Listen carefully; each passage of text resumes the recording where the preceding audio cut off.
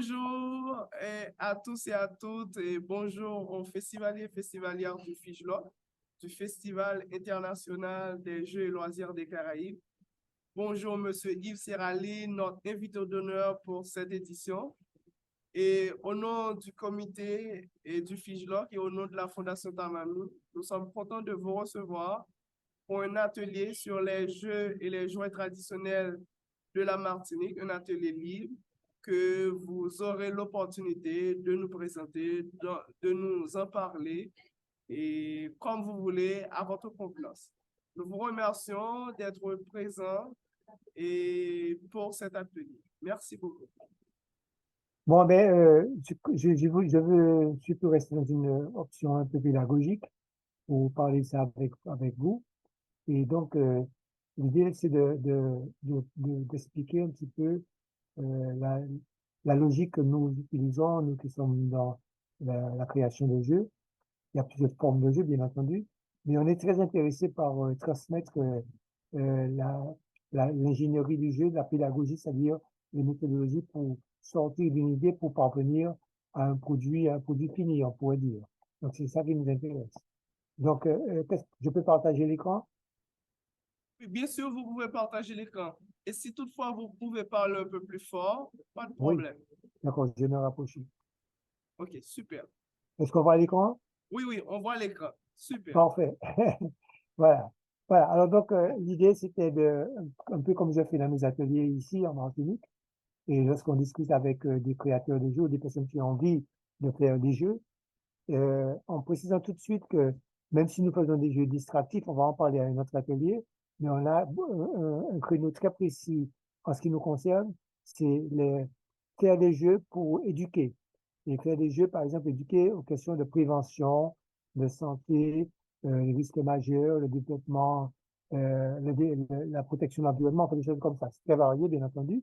Mais en même temps, on reste toujours sur la position d'utiliser les jeux pour que les gens puissent s'exprimer et puissent s'amuser, puissent se divertir. Donc, ce que je défends, c'est par conséquent une sorte de processus. Si tout le monde voit, donc ça me va. Donc, d'abord, c'est de définir quand on réfléchit à vouloir faire un jeu pour nous-mêmes, pour notre groupe, pour notre communauté, pour notre collectif, quel objectif, quelle idée on a déjà au départ, quel objectif nous poursuivons, et bien entendu, quel public nous visons. Alors ça sous-entend bien entendu qu'il y a à faire des choix de support, quel genre de support on va utiliser, quelle technique on va choisir.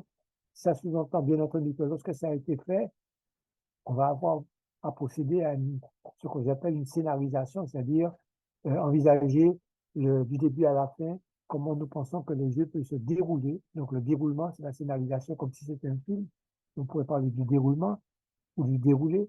Et donc, quand ceci a été fait et que nous avons globalement trouvé les solutions qui nous paraissent les plus intéressantes pour notre projet, c'est comment on va procéder à la scénarisation, à la planification, bien entendu, à la planification, c'est-à-dire l'organisation dans le temps de la mise en œuvre de notre projet. Et puis évidemment, cette planification étant faite, elle est toujours faite de manière, dans une discussion hein, sur le papier. Après, on passe bien entendu à la phase exécution, c'est-à-dire réaliser ce qui a été prévu, l'exécution du projet, c'est-à-dire partir du support retenu, euh, savoir quelle technique on a retenue, définir donc les étapes qui sont dans le déroulement, la scénarisation, et pouvoir donc construire donc le jeu, qu'il soit un jeu simple, modeste, qu'il soit un jeu compliqué. Et l'exécution, parce qu'il s'agit de mettre en œuvre ce que nous avons prévu, est obligatoirement liée à la question du test. C'est-à-dire que on ne peut pas lâcher dans la nature, déposer comme ça un jeu, surtout s'il doit être utilisé par des gens, sans, comme n'importe quelle machine, d'ailleurs, comme n'importe quel produit réalisé par l'homme, on doit le faire tester. On doit vérifier si nos idées sont valables, si nos hypothèses sont réalisables, etc. Donc, il y a une période de test on met ce qu'on a réalisé comme essai dans les mains de nos participants et on voit ce que ça donne. On relève les avis, on prend des notes, on discute, on voit comment améliorer. Et c'est quand cette phase-là est terminée que, bien entendu, on peut envisager de faire une diffusion. Sinon, ça n'a pas beaucoup de sens de mettre sur le marché, de mettre dans le secteur quelque chose alors qu'on a à peine vérifié si le bien fondé de nos points de vue. Alors, cette introduction, en fait, je voulais juste savoir si on m'entend bien, si on voit bien. Oui, on vous entend, on vous voit très bien. Parfait. Donc, je continue. Alors, donc je vais dérouler quelque part l'ensemble du processus que j'ai défini là. Et je vais donc commencer par, nous parlons de quelle idée et quel objectif nous avons. Est-ce qu'on veut simplement amuser? Pas de problème. Amuser, sans cause, sans effet, sans cause, sans conséquence. Divertir, donc mettre un peu d'émotion, un peu d'amusement, divertir, c'est la même chose. Par contre, si on veut créer quelque chose de plus, on parle de créer une émotion. Ça peut être n'importe quelle émotion, mais on a envie de laisser une trace qui dépasse le simple divertissement sans cause que nous provoquons lorsqu'on veut juste s'amuser.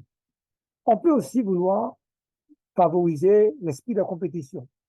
Beaucoup de jeux sont vraiment sans aucun enjeu, mais quelquefois, il y en a. Et évidemment, il y a les jeux très connus, les jeux très célèbres, et puis il y a les jeux professionnels où forcément la compétition pour les jeux de loisirs est très importante. Elle est souvent matérialisée par quelque chose. Donc, quand c'est des jeux de domino ou de dames, on gagne les pions de l'autre, on gagne les dames. Quand c'est des dominos, on a récupéré des choses. Quand c'est un jeu de trivia poursuite, on récupère quelque chose. Quand c'est du Monopoly, on a des petits objets, des cartes, etc. Donc, on a la compétition quand il s'agit de jeux, dans la mesure où on part sur le principe que les jeux les plus intéressants pour le public sont soit des jeux que nous jouons collectivement, des jeux de table, comme on dit, ou des jeux que nous jouons en plein air, sous notre forme, notamment les jeux plus traditionnels. On peut d'ailleurs avoir un jeu de table traditionnel. On peut avoir aussi un jeu à l'extérieur, en plein air, qui n'est pas traditionnel du tout. Donc, on a tous ces choix-là à faire. Et on peut avoir aussi comme objectif, c'est en tout cas le mien, de favoriser la réflexion à partir du jeu qui est par conséquent utilisé, exploité par nos participants. Alors, favoriser la réflexion, c'est-à-dire euh, faire que le jeu entraîne chez le participant l'idée de réfléchir à une situation. Par exemple, un jeu sur les risques majeurs naturels. Bon, on est en situation de subir un risque de cyclone, d'inondation. Le jeu montre des éléments, des processus, des scénarios, tout ce que vous voulez, et permettre au bout du compte, même si on s'est un peu diverti, de créer, par exemple, une émotion, mais aussi de favoriser une réflexion. Effectivement, on a appris que par le jeu, il y a un certain nombre de choses à faire, et c'est pour ça qu'on peut parler du jeu comme étant un facteur d'éducation dans plein de cas. De l'amusement à l'éducation, il y a bien sûr par conséquent plusieurs phases qui peuvent être abordées. Alors voilà un peu ce que je voulais dire quand je développe le premier point de mon slide de départ, quelle idée, quels objectifs. Et évidemment, comme nous parlons du public, il est clair que quel que soit le choix que nous allons faire, nous avons un public. On peut décider que le public sont les petits enfants, donc qui savent à peine lire, à peine écrire, qui ont une vision un peu basique de la réalité, des couleurs de base, des formes de base, etc. Ça peut être un public qui est adolescent, donc des 10, des 9, 13, 14 ans. Ça peut être un public de jeunes, de lycéens, d'étudiants, de jeunes adultes, donc qui ont des actions la plus mûres, qui ont déjà affronté un peu la vie, qui ont des connaissances. Ça peut être un public d'adultes en général. Et ça peut être aussi un public de personnes âgées qui, sans que ça ressemble à un public d'enfants, a quand même des comportements de personnes âgées avec peut-être une perte de sensation, une perte de qualité dans les gestes, une perte de réflexion, une perte de mémorisation. Donc, c'est intéressant parce qu'en réalité, euh, en fonction du public que l'on a, quel que soit le support que l'on a, du point de vue des sciences de la psychologie, on sait par conséquent que ça va correspondre, ça va être plus facile à accepter ou à utiliser par telle ou telle catégorie de personnes selon la tranche d'âge. Alors, on a compris que, évidemment, ce sera plus ou moins sophistiqué, ce sera plus ou moins simple, plus ou moins basique selon le public qui est visé. En tenant compte du fait que lorsqu'on crée un jeu, on intègre dans ce jeu des éléments de connaissances qui, par conséquent, seront à la portée du public en fonction de qui il est. On peut ajouter, on peut mettre des choses très basiques quand il s'agit de petits enfants, et bien sûr, quand il s'agit d'étudiants, on peut ajouter des éléments un peu plus réflexifs avec plus d'éléments en profondeur du point de vue cognitif. Donc, c'est important, je crois, que dès l'instant où on a notre idée, qu'on a commencé à définir un peu ce qu'on veut, qu'on réfléchisse avant tout à qui on s'adresse, quelle est notre cible, quel est le public qui est visé. Donc, je crois que c'est intéressant de faire cette distinction-là. Alors, il est clair que dans cette distinction, il y a quelque chose qui n'apparaît pas toujours et qui n'est pas toujours valable selon le territoire où on se trouve, c'est la question de l'alphabétisation. Il y a des gens qui peuvent jouer sans savoir lire et écrire. Ça, on le sait parfaitement, y compris les adultes. Donc, il y a des jeux qui ne font pas appel forcément à la connaissance de l'écriture, à la connaissance du texte de la lecture, bien sûr. Et il y a par conséquent des jeux qui sont des jeux d'adresse, qui sont des jeux de divertissement, certes, qui sont des jeux de réflexe, etc., mais qui n'ont pas besoin forcément que les gens euh, étudient ou approchent de manière formelle ce qui est écrit dans le jeu, etc. Donc, en tenant compte de ça, il y a des jeux que non seulement ils peuvent être utilisés par des personnes qui seront sensibles aux couleurs, au son, à un certain nombre de formes, etc., à des images, et qui ne vont pas forcément lire ou écrire. Et tenant compte aussi du fait qu'il y a des personnes qui peuvent être parfaitement alphabétisées et qui n'ont pas envie forcément de se casser la tête à décrypter des énigmes ou faire des choses qui nécessitent une lecture sur la planche de jeu qu'on nous propose. Donc, on a tous les cas de figure. Et par conséquent, nous devons brasser tout ça lorsque nous décidons de faire une proposition qui, par conséquent, ira à un public déterminé. Et bien entendu, on a envie aussi que quand on fait une proposition de jeu qui concerne tout le monde, on a ce qu'on appelle le tout public. Évidemment, ça sous-entend que certains publics pourraient être exclus si on a intégré dedans beaucoup d'éléments que d'autres, peut-être, ne pourront pas aborder ou se trouver bien là-dedans. Alors voilà, donc c'était un peu ce que je voulais dire. N'oublions jamais cette histoire du public, qui par conséquent peut être un public familial, peut être un public scolaire, peut être un public de fête patronale, peut être un public de communauté. On a donc tous les choix. Mais retenons qu'il y a des différences formelles au niveau de la tranche d'âge, au niveau de la compréhension, et bien entendu aussi au niveau de ce que recherche celui qui est adepte de ce jeu et qui cherche à s'exprimer à travers le jeu. Et donc, chers amis, si nous voulons continuer, je vais proposer par conséquent de passer à la phase suivante. Nous avons parlé des objectifs, nous avons parlé de la cible et du but que nous recherchons. Et maintenant, à partir d'une idée, quel type de support, quelle catégorie de type de jeu allons-nous choisir? Alors, nous avons bien entendu dans ce qui existe dans le monde, un certain nombre d'exemples. Donc, il y a plein de jeux de table, qui sont des jeux européens, africains, tout ce qu'on veut, et qui sont utilisés par deux, trois, quatre personnes sur une table, dans un coin où on est en train de jouer. Et donc, on peut s'inspirer de ça. On peut dire qu'on va faire un jeu de loi, qu'on va créer un jeu de cartes, qu'on va créer un jeu de pièces, comme le jeu de domino ou de dames, d'échecs. Donc, on peut inventer des pièces, on peut inventer des règles. Donc, nous allons pouvoir soit euh, utiliser des jeux connus ou un type de jeu connu, nous inspirer de ça pour créer nos propres jeux et par conséquent, être inspiré à partir de ça pour pouvoir proposer un scénario qui correspond à ce que nous avons envie de faire ou de proposer. Et à côté des jeux de table, on peut avoir, par comparaison, des jeux grandeur nature. Alors, ça existe un peu partout. Nous connaissons les jeux de marelle, nous connaissons les jeux qu'on joue dans les cours d'école, nous connaissons toutes sortes de jeux. On peut reproduire par terre, dans une cour d'école ou sur un sol, un jeu de loi. On peut reproduire un jeu d'échecs par terre. On peut faire plein de choses qui seront soit des reproductions de jeux qui sont connus ou des jeux que nous avons inventés. On peut par conséquent trouver une scénarisation qui permet d'explorer des idées que nous avons pour en faire des éléments qui permettent aux participants de s'affronter amicalement de manière très ludique ou avec l'esprit de compétition aussi pour dire je vais gagner, etc. Et puis nous avons la troisième catégorie de jeux qu'on pourrait parler de jeux multimédia, c'est-à-dire des jeux qui utilisent le système interactif. Où nous avons tous utilisé des écrans interactifs. Le smartphone a un écran interactif, nos tablettes ont des écrans interactifs, certains ordinateurs permettent d'avoir un écran qui est connecté, qui permet de toucher l'écran pour obtenir des résultats. Donc on a des jeux. On peut transposer par conséquent un jeu tout à fait banal et le transposer par conséquent sur un système interactif, donc un écran interactif. Vous avez peut-être déjà essayé des jeux d'échecs que l'on peut télécharger et utiliser sur notre smartphone, ou des jeux de dames ou n'importe lequel, ou n'importe quel autre jeu qui permet de déplacer des éléments grâce au fait que j'ai cliqué dessus. Donc, nous sommes dans le système interactif.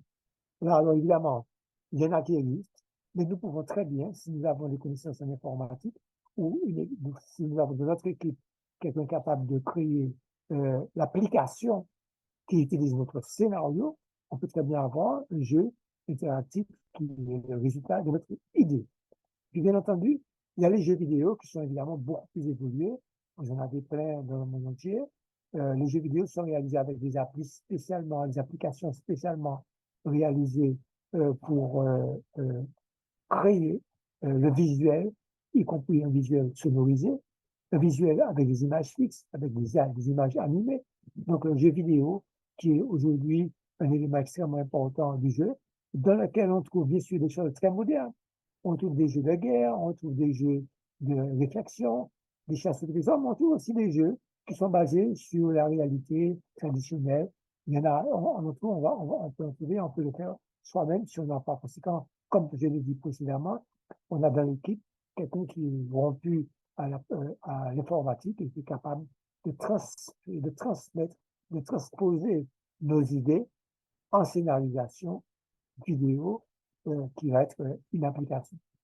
Et puis je termine par le jeu sur le web que vous avez peut-être pratiqué, qui par conséquent permet à des gens à travers le monde de jouer en direct, en live, et de s'affronter dans des jeux plus ou moins intéressants. Mais enfin, c'est un petit peu la formule la plus actuelle du jeu.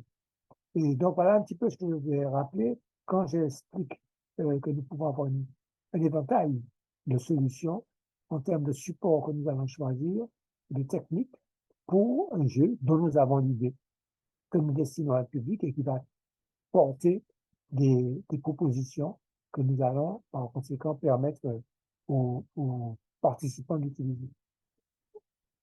Donc je m'arrête là pour savoir si le son passe, si les images sont vues. Je n'ai pas de réponse. Je voulais Oui, savoir. on vous entend. Oui, c'est bon. Ça va bien? Oui, ça D'accord? va bien. Il y a déjà des D'accord. questions. Ah, ben super. Alors, je continue. Il reste encore quelques images. Alors, la question de la scénarisation, vous avez entendu parler de ça plusieurs fois. C'est quelque chose qui est logique. On doit, quand on a défini un contenu, proposer par conséquent les différents items, les différentes parties qui vont faire que le jeu aura une dimension. Certains jeux n'ont pas besoin de phase de jeu, comment dirais-je, prévu à l'avance. Par exemple, le jeu de domino ou le jeu de dames, c'est l'intelligence de ceux qui participent en temps réel qui vont permettre de s'introduire dans le jeu et d'avancer là-dedans. Par contre, il y a des jeux qui ont beaucoup de phases, comme par exemple les échecs. On peut même apprendre des phases, on peut apprendre des coups et des proposer. Certains jeux africains aussi, le jeu de Go, etc. Mais on a des jeux de table qui ont des phases qui ne sont pas des phases liées au coup par coup qu'on va faire. Ce sont des phases qui sont liées à ce qu'on va mettre comme points intéressants, qui seront des points stimulants.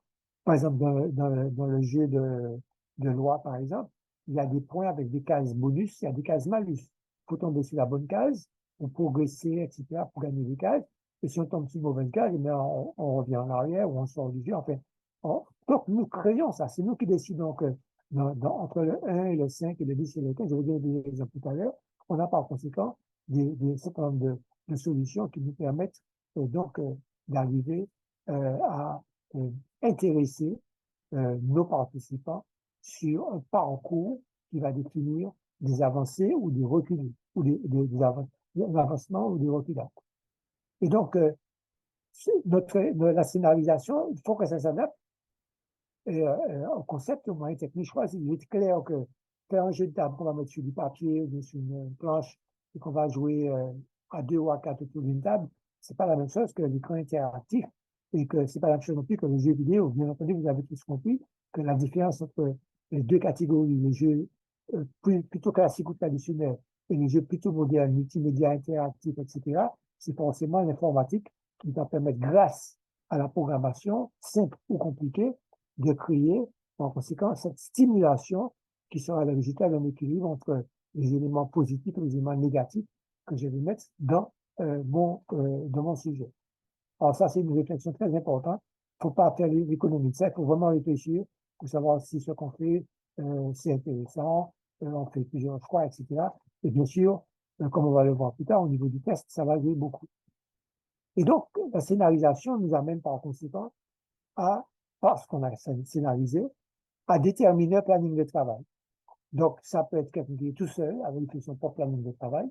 On appelle ça en technique d'organisation de rétro-planning. C'est-à-dire, il dit, bon, je veux que je sois prêt dans 3 mois, et puis il fait le compte à rebours à partir de maintenant.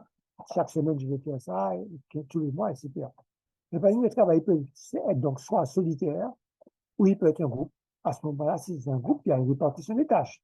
Peut-être que quelqu'un peut être hyper doué, capable de définir son jeu, faire son scénario, dessiner les éléments qui seront visuels, construire, s'il le faut, des éléments en particulier. Par contre, dans un groupe, c'est intéressant parce que s'il y a un qui sait bien dessiner, l'autre qui sait bien écrire, l'autre qui est doué pour faire de la scénarisation, l'autre qui est doué pour faire de l'informatique, si on a choisi cette catégorie-là, ici, il y en a qui est doué, par contre, pour réaliser les choses manuellement, c'est lui qui va faire le plateau. Donc, on a une planification de groupe qui sera par conséquent dans le planning général et qui va permettre par conséquent de faire avancer les choses de commun accord. Et bien entendu, c'est parce qu'on a choisi à peu près une date de fin qu'on peut définir un agenda. Si on dit qu'on veut absolument que ce jeu-là soit livré dans un mois ou qu'on attend pour la fin de l'année ou l'année prochaine, peu importe. Mais on définit par conséquent une planification dans la logique de technique de l'organisation. Et c'est très important parce que si on a défini un planning, on essaie de s'y conformer, on coche chaque jour, chaque semaine, chaque mois ce qui a été fait pour rattraper les retards s'il y en a, mais en tout cas pour respecter ce qu'on appelle un cahier des charges, donc une processus, une évolution permettant d'obtenir un résultat. Encore une fois, quelle que soit la catégorie de jeu, qu'il soit simple, traditionnel, classique, ou qu'il soit évolué par rapport notamment aux options permises par l'informatique et le multimédia. Donc, ceci dit, nous exécutons, nous réalisons ce que j'appelle un prototype. Le prototype, c'est la première version. Première version. On en fait un avec tout ce qu'on a rassemblé comme éléments, seul ou en groupe. On regarde ce que ça donne. On le décline s'il le faut en 2 ou 3 dérivés, un prototype, un prototype A, un prototype B, un prototype C. On fait 3 versions, par exemple. On peut dire version de déclinaison. Et surtout, on teste. Et c'est pas moi qui teste. C'est pas moi ou le groupe qui a créé qui teste. C'est des gens qui n'ont rien à voir, qui sont neufs sur le projet, qui n'ont jamais vu. On dit, voilà, on te met ça entre les mains, ou si c'est un groupe, ou bien si c'est l'informatique, on nous donne l'application. Voir si tu es joué. Donc, est-ce que le jeu est jouable? Est-ce que le jeu est jouable? Est-ce que le jeu est compréhensible? Est-ce qu'il apporte une satisfaction, celle de l'émotion, celle du ludique, celle de la réflexion? Est-ce qu'il apporte quelque chose? Et par conséquent, à partir des résultats du test, on a une vision de ce que le jeu peut être. Est-il réussi du premier coup? Pourquoi pas? Mais sinon, y a-t-il des correctifs? Y a-t-il des corrections, des aménagements? Donc, on remercie les testeurs pour nous avoir apporté leur lumière sur ce que ce jeu pourrait être définitivement. Et c'est après ceci, donc on sort du prototype, on sort du test, on a une version définitive qui est la version, on pourrait dire corrigée, en tout cas revue. Et c'est à ce moment-là qu'on peut, parce que le prototype, il n'a pas de coût. Hein. Le prototype, on met son temps, on met son argent, il n'a pas de coût. Par contre, lorsqu'on a un projet fini, on dit on veut faire un exemplaire, 10 ou 100 ou 200, à ce moment-là, on doit calculer le coût. Le coût que ça représente de le reproduire, s'il faut l'imprimer, s'il faut faire une application, ça a un coût. S'il faut utiliser un informaticien, c'est un coût. S'il faut utiliser un artisan qui va faire un plateau en bois, c'est un coût. Celui qui va faire les pièces, etc. Donc, nous avons à calculer un coût de réalisation pour chaque élément qui correspond au produit fini, le produit terminé, y compris si c'est un produit unique ou c'est un produit dupliqué, donc reproduit. Donc, ça, c'est très important. Donc, il y a par conséquent une logique de tout ça qui est par conséquent de définir que ce produit-là il sera distribué ou non. Si c'est un produit unique, si c'est juste un jeu qu'on a fait pour se faire plaisir, qui est bon, il est réussi, etc., après le test, eh bien, il va circuler.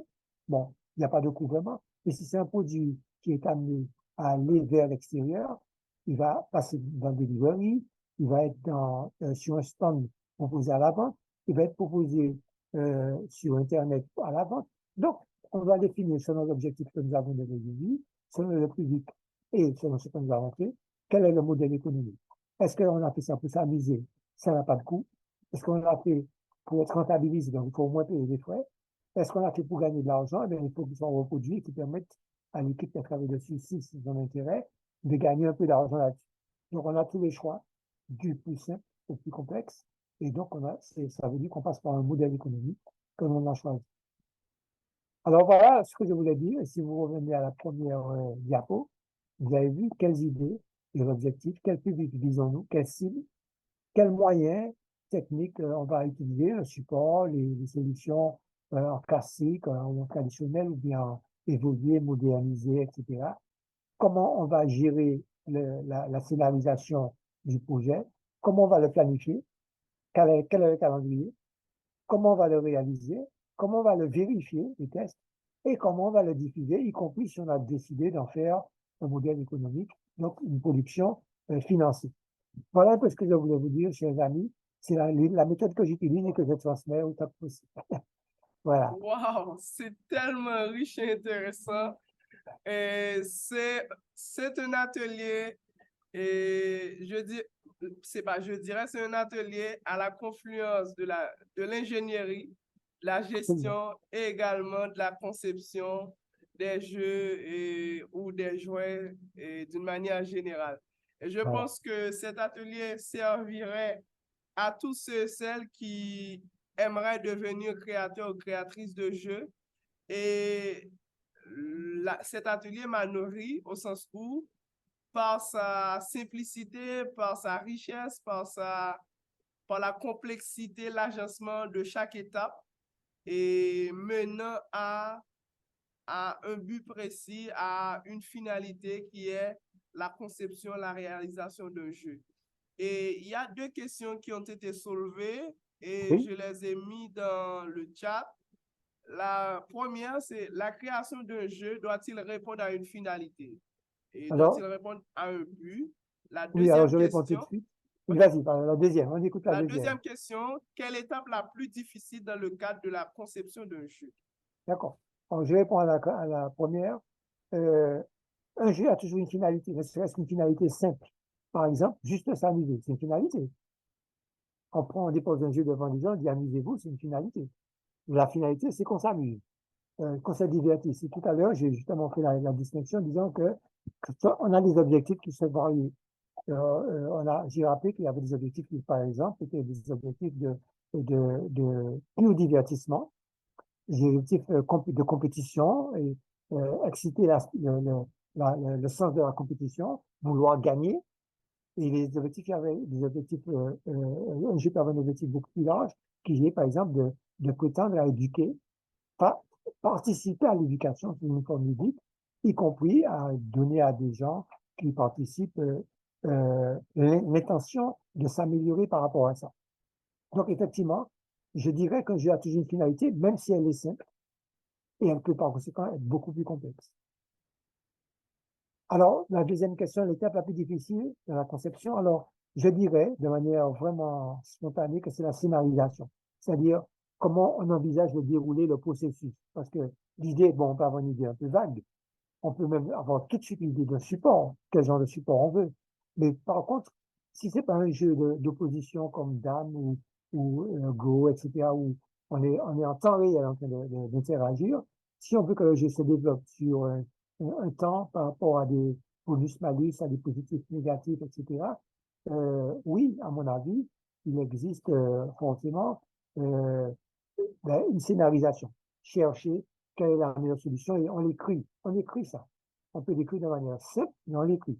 Donc, je dirais que l'étape la plus difficile, et probablement la plus intéressante aussi, c'est la scénarisation, à mon avis. Alors, j'ai vu qu'il y a une troisième question. Très bien. Et moi, avant que vous puissiez répondre à la troisième question, est-ce que la scénarisation demande d'avoir des compétences dans l'écriture narrative et quelles compétences qu'il devrait y avoir pour scénariser un jeu? Ça dépend du type de jeu. Si c'est les Oui, jeux bien sûr. vidéo, d'accord, oui. Ouais. Quelles Alors, compétences on devrait développer, on devrait en avoir? alors, je ne pense pas qu'on a besoin d'avoir une compétence de scénariste de film, mais par contre, on a besoin d'une compétence de logique. Parce on fait quelque chose qui doit être utilisé, même si c'est pour s'amuser, mais il y a des enchaînements.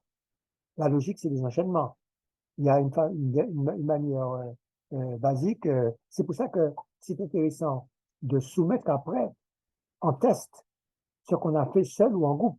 Parce qu'on va être confronté à une autre logique, celle de celui qui va utiliser et qui n'a pas participé à la création.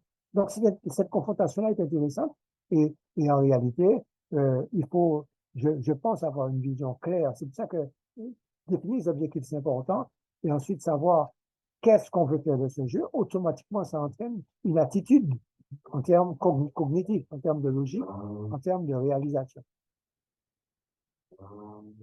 Et il y a une autre question. Est-ce qu'il existe une structure visant à l'enregistrement des droits d'auteur, ceux liés à la propriété intellectuelle de ceux et celles qui sont créateurs ou créatrices de jeux ou de jouets à la Guadeloupe? Alors, bon, Guadeloupe, c'est territoire français, comme Martinique. La Non, Martinique, désolé, oui, oui. la Non, Martinique. non, mais la mis à la Guadeloupe. C'est écrit à la Guadeloupe. Donc, je veux dire que je voulais simplement dire que ce soit Guadeloupe, Saint-Martin, Guyane ou Martinique ou l'Hexagone, la France continentale, c'est la même législation. Alors là, oui, on peut être, déjà, avoir écrit un sujet, une idée ne se protège pas, mais le développement se protège. On écrit un sujet, on dit on veut faire ça pour tel public, de telle forme, il y aura telle grandeur, telle couleur, il y aura ça là-dedans, ce sera sur tel support, et voici les étapes. Oui, ça se protège. Ça devient comme un scénario. Et oui, on peut le déclarer à la Société des auteurs-compositeurs dramatiques, à la SACD. On peut le déclarer auprès d'un huissier, déposer une enveloppe avec tout le contexte du jeu. C'est totalement protégé. Et il y a effectivement des structures qui permettent de déposer, faire ce qu'on appelle un copyright, de déposer dans une enveloppe un dossier qui peut être numérisé d'ailleurs. On a un numéro d'enregistrement et le jeu est protégé. Donc, le système français permet d'une part de définir l'antériorité de la propriété intellectuelle. Dès l'instant, on a défini quelque chose qui est bien précisé et qu'il y a quelqu'un qui est témoin de ça, c'est déjà protégé par la loi française. Ensuite, on peut aller une surcouche de protection avec des exemples que je vais donner. Alors, la réponse est oui, on peut protéger son jeu ou le projet de jeu que l'on a. Très bien. On va terminer, mais en tant que créateur, toi, vous, en tant que créateur de jeux et de jouets traditionnels, n'avez-vous pas des exemplaires que vous pouvez partager avec le public, les festivaliers et festivalières? Alors, bon, je vais amener quelques-uns. Alors là, est-ce qu'on le voit bien? On vous voit. Bon, Oui. bon. Alors, c'est un jeu de loi que j'ai fait il y a 1994. Avant, je l'ai fait avant, mais ça, c'est celui que j'ai conservé, qui montre qui a pour objectif comme j'ai dit tout à l'heure, que je suis très intéressé par tout ce qui est prévention. C'est écrit, il est dangereux de boire de l'alcool. Donc, c'est un jeu de loi avec des cases positives et des cases négatives. On joue pour se référer par conséquent à des choses qu'il faut respecter ou qui sont en danger quand on boit de l'alcool. Bon, je n'ai fait un autre qui est sur le tabagisme. Toujours pareil, comme moi, c'est la prévention qui m'intéresse. Donc, c'est un jeu sur le tabac, c'est ça à l'envers, mais c'est parcours du tabagisme, c'est pareil. Donc, on joue, il y a deux ou trois ou quatre personnes qui jouent, et il y a les dés, on avance avec ses pions et on tombe sur des cases positives ou négatives. Je n'ai fait un qui est plus récent, c'est un jeu qui avait un rapport avec le sida. Alors, donc, voilà, ça ressemble à un trivial tout de suite. Il y avait, en plus des cases, il y avait des cartes, et par conséquent, les gens tombaient sur les cartes, il y avait des explications. Là, c'est plus intellectuel parce qu'il y avait des véritables cartes avec des explications au dos, et donc, on pouvait s'échanger les cartes, etc. Je n'ai fait encore plus récent, alors là, il est plus complexe. C'est un mélange de techniques. Il y a jeu de loi, il y a des pions, il y a des cartes associées. C'est-à-dire que tu sais une case, on tombe sur une carte, on va voir ce que c'est. Et le jeu, c'est les bons comportements ou les comportements en général sur la question de l'environnement. C'est-à-dire bon comportement, mauvais comportement, ce qu'il faut respecter ou ce qu'il faut pas, ce qu'il faut éviter de faire pour protéger l'environnement. Et ça, c'est important parce que ce jeu-là, il va devenir un jeu multimédia. Il va avoir des codes barres et on pourra aller sur Internet pour avoir des réponses et puis se confronter dans des quiz avec les autres participants. Alors, Très voilà des bien. exemples concrets. Ça, c'est les Merci aspects beaucoup. du Moi, jeu de j'ai une table. question très personnelle qui me titille assez souvent. Et est-ce qu'il est nécessaire, quand on veut créer un jeu, de penser déjà, pas, je, je parle de la logistique, je pense de la logistique, de l'ergonomie, de la facilité du transport et comment je peux dire, de la mise en boîte. Est-ce qu'il est nécessaire de penser à tout ça quand on veut créer un jeu? Parce que, et comme je vois, ces jeux-là, ce sont des jeux qui sont accessibles pour transporter, pour conserver, et également, et les matériels ludiques qui vont être utilisés sont faciles d'accès et peuvent être bien gérés et protégés. Mais il y a d'autres jeux qui pourraient constituer des jeux encombrants. Est-ce qu'aujourd'hui, en tant que créateur ou futur créateur, si on devrait penser à créer un jeu, on doit penser à tous ces enjeux-là, tous ces aspects-là? Alors, à mon avis, dès l'instant on a l'idée, on commence déjà à supposer ce que ça serait. Par exemple, j'ai déjà fait des jeux, je ne peux pas les montrer ici, mais j'ai fait des jeux qu'on joue par terre, où les enfants peuvent marcher sur des dalles. Donc, il y a 50 dalles. C'est comme un jeu de loi, mais c'est par terre. Et c'est combiné avec, à la fin, un jeu d'adresse. C'est-à-dire qu'ils doivent envoyer quelque chose, comme si on fait du basket, mais c'est pas du basket, mais ils doivent toucher une cible. Donc, il y a une combinaison. Effectivement, ça rentre dans une malle, quoi. C'est-à-dire que c'est pas juste une pince qui rentre dans une grande enveloppe. Et donc, effectivement, oui. Mais par contre, l'idée peut faire son chemin et on peut se rendre compte que c'est plus facile de faire des jeux simples que des jeux complexes. Et évidemment, quand on a fait tous les choix, c'est au niveau d'exécution qu'on sait à quel moment on va définir une logistique et une ergonomie particulière. Et d'ailleurs, c'est plus vrai pour les jeux traditionnels, puisque cet après-midi, on va en parler, je vais montrer des jeux traditionnels et, qui sont des jeux plus en relief, où il faut les poser les déplacer. C'est pas un jeu à plat comme une feuille de papier, quoi. Très, très, très, très bien. Merci beaucoup, cher invité de cette édition du FIJLOG, du Festival international des Jeux et loisirs des Caraïbes. Merci beaucoup pour cet atelier si riche et très intéressant qui saurait susciter des vocations parce que dans les métiers des jeux et des jouets, dans les métiers des loisirs, auprès de nos de nos festivaliers et festivalières. Et je pense que il est important aujourd'hui de s'approprier de sa culture, de s'approprier de son territoire, parce que nous avons tellement de jeux qu'on pourrait concevoir, parce que je crois que nous, en tant que peuple caraïbéen qui viennent des Caraïbes, nous avons tellement l'ingéniosité de jouer dans nos territoires et que nous pouvons puiser des différentes géographies de la langue, du langage, pour pouvoir créer des jeux qui seront à l'image de notre culture, de nos cultures et de cette polyphonie qui constitue les Caraïbes. Voilà, ben merci. Et puis donc, je voulais juste savoir, est-ce qu'on se revoit à 14 heures comme Oui, prévu? oui, Bon, oui, mais il n'y oui. a pas de problème. D'accord. Merci OK, beaucoup. d'accord. Bonne fin de journée. À bientôt. Ciao.